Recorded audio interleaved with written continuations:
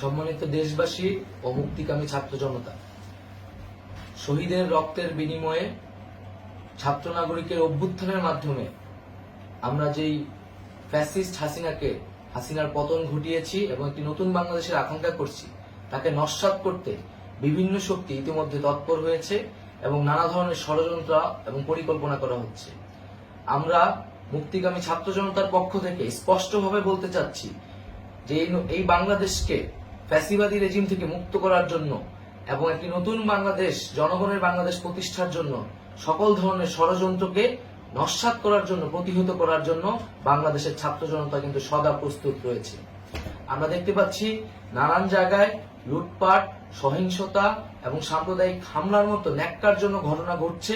আমরা এর তীব্র নিন্দা জানাচ্ছি এবং আমরা মুক্তিকামী ছাত্র জনতার প্রতি আহ্বান জানাচ্ছি যে এই ধরনের ঘটনাকে প্রতিহত করার জন্য আমাদেরকে প্রস্তুত থাকতে হবে, আমাদেরকে দায়িত্ব নিতে হবে। কেউ যাতে এই আন্দোলনকে নস্যাৎ করার জন্য এই ধরনের ঘটনা ঘটানোর সুযোগ না পায়, সেদিকে আমাদের সদা সতর্ক থাকতে হবে। আমরা আরো দেখতে পাচ্ছি যে রাষ্ট্রপতি গতকাল বলেছিলেন যে অনতিবিলম্বে তিনি জাতীয় সংসদ বিলুপ্ত করবেন, কিন্তু আমরা এখনো দেখছি যে একটি অভ্যুত্থানের পরেও এই ফ্যাসিস্ট হাসিনার জাতীয় সংসদ রয়ে গেছে।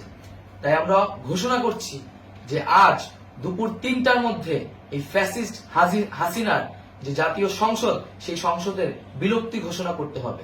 যদি আজ বিকাল ৩টার মধ্যে এই জাতীয় সংসদের বিলুপ্তির ঘোষণা না আসে, তবে আমরা কঠোর কর্মসূচি দিতে বাধ্য থাকব। এছাড়া বন্ধুগণ, সবার জন্য আমরা জানাচ্ছি যে আমাদের যে অন্তর্বর্তীকালীন সরকারের কথা আমরা বলেছি, সেই সরকারের প্রধান উপদেষ্টার নাম আমরা ইতিমধ্যে ঘোষণা করেছি এবং এই সরকারের অন্যান্য উপদেষ্টা সহ সামগ্রিক রূপরেখা আমাদের প্রস্তুত রয়েছে। আমরা খুব শীঘ্রই সেই রূপরেখাটি জাতির সামনে উপস্থাপন করব।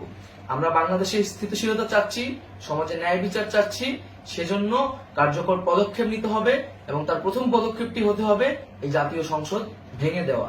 এবং সবার প্রতি আহ্বান থাকবে, আপনারা শান্তিপূর্ণভাবে অবস্থান রাখুন, শান্তিপূর্ণভাবে এবং অহিংসভাবে এবং সকল পরিকল্পনাকে, ষড়যন্ত্রকে নস্যাৎ করার জন্য সদা সতর্ক থাকুন।